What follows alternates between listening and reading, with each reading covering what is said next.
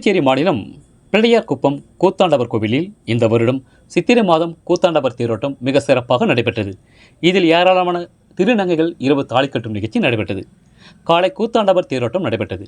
இதில் ஏராளமான பக்தர்கள் மற்றும் பிள்ளையார்குப்பம் விழா குழுவினர் கலந்து கொண்டு கூத்தாண்டவர் தேர் வடம் பிடித்து இழுத்தனர். ரேட் தமிழ் செய்திக்காக அரியங்கோப்பம் செய்தியாளர் ஆனந்தன். செய்திகளை உடனுக்குடன் தெரிந்து கொள்ள ரேட் நியூஸ் தமிழ் சேனலை சப்ஸ்கிரைப் செய்யவும். இந்த கற்பூரம் எதுக்கு ஏத்துறீங்க? கற்பூரம் தியாகத்தின் திரு உருவம். அதாவது எங்க சுவாமி கூத்தாண்டவர் 32 அங்கலட்சணங்கள் படிச்சவர்.